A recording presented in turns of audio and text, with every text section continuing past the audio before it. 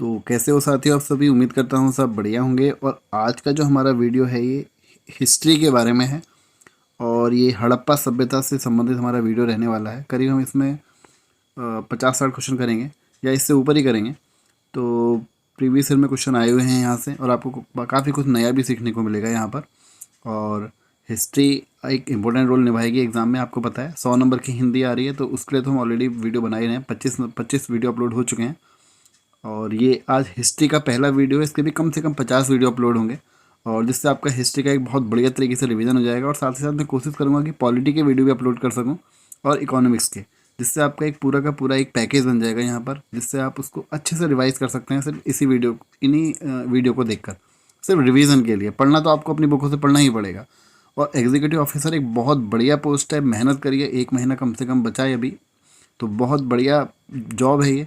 और lower pieces के आप इसको समकक्ष रख सकते हैं कहीं ना कहीं, बहुत बढ़िया पोस्ट है, तो मेहनत करिए। तो शुरू करते हैं हम पहला क्वेश्चन आज का। हड़प्पा सभ्यता को का सर्वाधिक मान्यता प्राप्त काल है तो 2500 ईस्वी पूर्व से ये कब तक का है? 1750 का। अगले क्वेश्चन के बारे में बात करते हैं। सिंधु घाटी की सभ्यता निम्नलिखित में से किस सभ्यता के समकालीन नहीं थी? तो ये किसके समकालीन नहीं थी? ग्रीक के। अब हमको पढ़ना पड़ेगा कि भाई किस किसके समकालीन थी। तो मिस्र की थी, मेसोपोटामिया की थी, चीन की थी, क्योंकि जरूरी नहीं है हमेशा क्वेश्चन ऐसा है। तो मिस्र और चीन याद रखेंगे, चीन भी याद रखना है। मिस्र और मेसोपोटामिया तो आपको लोगों को याद रहता ही है, चीन भी याद रखना है साथ ही साथ। लेकिन ग्रीक की सभ्यता की समकालीन ये सभ्यता नहीं थी। अगले क्वेश्चन के बारे में, सिंधु घाटी की सभ्यता कहाँ तक विस्तृत थी? तो आप सभी को बताया कि भाई ऊपर यहाँ पे हमारे जम्मू कश्मीर में मांडा था, है ना, और दाइमाबाद महाराष्ट्र में था। तो उत्तर से दक्षिण तो ये हो गया हमारा। और सबसे पूर्व में क्या था हमारा, जो पश्चिम में क्या था यहाँ पर, वेस्ट में ये, अगर हम भारत की पाकिस्तान की अगर बात करते हैं तो वहाँ पे था सुतकांगडोर, है ना, पाकिस्तान में था सुतकांगडोर। और भारत के पूर्व में यहाँ पे क्या था हमारा, आप लोगों ने सुना होगा उसका नाम, जो कि मेरठ में पड़ता है। आप लोग चलो मुझे उसका कमेंट करके बताइए, आलमगीरपुर करके, है ना, तो वो मेरठ के आसपास पड़ता है। तो ये मैंने आपको चारों जगह बता दी है। अब इस बुक के क्वेश्चन के अकॉर्डिंग हमको देखना पड़ेगा। तो देखिए, पंजाब, राजस्थान, गुजरात, उत्तर प्रदेश, जो आपको मैंने बताया सबसे पूर्वी एरिया जो उत्तर प्रदेश में पड़ता है, और हरियाणा। तो ये यहाँ तक आपका। आगे भी इसमें ऑप्शन देख लेते हैं, सिंधु और बलूचिस्तान में ही पड़ता है, जो मैंने आपको बताया सुतकांगेडोर। तो ये इसका सही ऑप्शन होगा, ऑप्शन डी। आगे बात करते हैं, सिंधु घाटी की सभ्यता में घोड़े के अवशेष कहाँ मिले हैं? तो घोड़े के अवशेष मिले हैं हमारे सुरकोटदा से मिले हैं, याद रखेंगे। ऑप्शन ए इसमें सही होगा, ऑप्शन ए सही है इसमें। आगे बढ़ते हैं, सिंधु घाटी स्थल कालीबंगन किस प्रदेश में है? तो राजस्थान में है। राजस्थान में कालीबंगन प्रदेश से पूछे आते हैं कि भाई कौन सा प्रदेश कहाँ पर है। अगला क्वेश्चन, निम्नलिखित में से किस पदार्थ का उपयोग हड़प्पा काल की मोहरों के निर्माण में मुख्य रूप से किया जाता था? बहुत अच्छा क्वेश्चन है। देखो, सेल खड़ी जो था हमारा, उसका उपयोग किया जाता था हड़प्पा काल की मोहरों को बनाने में। अगला क्वेश्चन, हड़प्पा सभ्यता किस युग की थी? तो हड़प्पा सभ्यता थी हमारी कांस्य युग की सभ्यता थी। आगे, सिंधु घाटी सभ्यता के लोगों का मुख्य व्यवसाय क्या था?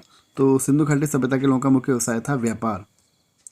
हड़प्पा सभ्यता के निवासी थे शहरी निवासी थे। इसको अब यहाँ से कोरिलेट कर सकते हैं।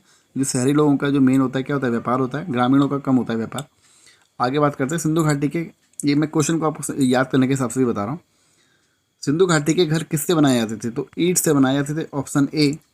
हड़प्पा वासी किस वस्तु के उत्पादन में सर्वप्रथम थे? तो हड़प्पा वासी सर्वप्रथम जो किसके थे? कपास, ऑप्शन सी। निम्नलिखित विद्वानों में से हड़प्पा का सर्वप्रथम खोजनकर्ता कौन था? तो सर्वप्रथम जो खोज करता थे वो थे दयाराम साहनी। अच्छा, ईयर किसी को याद है? 1921 आप लोगों ने अगर पढ़ा होगा तो। सिंधु सभ्यता का पत्तन नगर कौन सा था? तो पत्तन नगर यानी कि पोर्ट, जहाँ से सामान विदेशों को भेजा जाता था, तो वो था हमारा लोथल। कहाँ पड़ता है? गुजरात में। एग्जाम में पूछा भी जाता है कहाँ पड़ता है, तो गुजरात में। रोपड़ कहाँ पड़ता है? पंजाब में पड़ता है। कालीबंगन हमने देखा था राजस्थान में पड़ता है। और मोहनजोदड़ो कहाँ पड़ता है? पाकिस्तान में पड़ता है।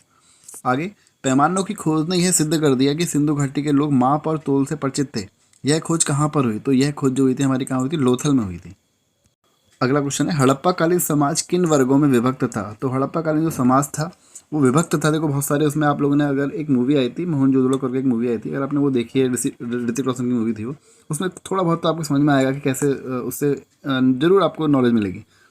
तो विद्वान, योद्धा, व्यापारी और श्रमिक, इसमें विभक्त था। तो इसका ऑप्शन बी सही है यहाँ पर।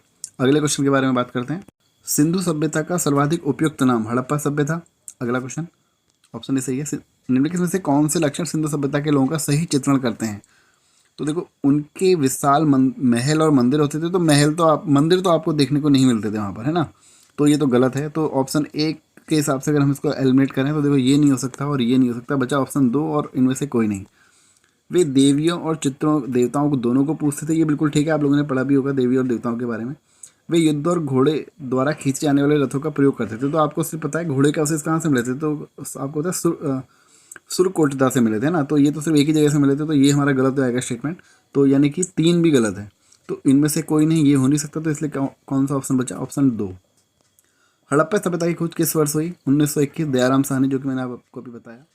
तो हड़प्पा सभ्यता के बारे में कौन सी उक्ति सही है? तो इसका आंसर होगा ऑप्शन सी सही होगा। यहाँ पर उन्होंने पशुपति का सम्मान करना आरंभ कर दिया था। पशुपतिनाथ आपको बताया। उन्होंने अश्वमेध की जानकारी थी, नहीं थी उन्हें अश्वमेध की जानकारी। गाय उनके लिए पवित्र थी, नहीं थी भाई, उनको नहीं पता था इनके बारे में। और उनकी संस्कृति सामान्य स्तर नहीं थी, तो ये भी गलत है। ऑप्शन सी सही होगा इसमें। आगे बढ़ते हैं। हड़प्पा के लोगों की सामाजिक पद्धति थी, तो सामाजिक पद्धति कैसी थी? उचित समतावादी। इसको करेंगे इसको। सिंध का जो नखलिस्तान बाग हड़प्पा सभ्यता के किस स्थल को कहा गया है? तो ये कहा गया है मोहनजोदड़ो को, जो कि पाकिस्तान में है। और कालीबंगा अभी हमने बात करी, राजस्थान में है।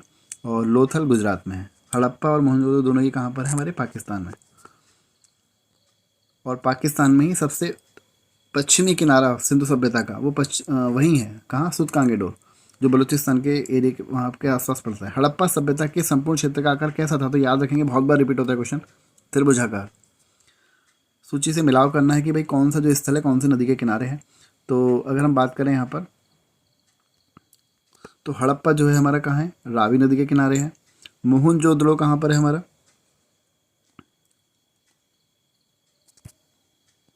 सिंधु नदी के किनारे है। लोथल भोगवा नदी के किनारे है। कालीबंगा घग्गर नदी के किनारे है। तो याद रख सकते हैं इसको। और इसको आप ऐसे भी याद रख सकते हैं, काला जादू, घग्गर, यानी कि डर गया इंसान, ऐसे करके थोड़ा याद रख सकते हैं। घग्गी बन गई, इस टाइप से कुछ याद करके अपना तरीका बना सकते हैं। बात करते हैं आगे। हड़प्पा सभ्यता के अंतर्गत हल से जोते हुए खेत के साक्ष्य कहाँ से मिले? हल से जोते हुए खेत कहाँ से मिले? कालीबंगा, जो कि कहाँ है? राजस्थान में। आगे बढ़ते हैं। सैंधव सभ्यता की ईंटों का अलंकरण किस स्थान से मिला है? तो वो मिला है हमारा कालीबंगा से मिला है।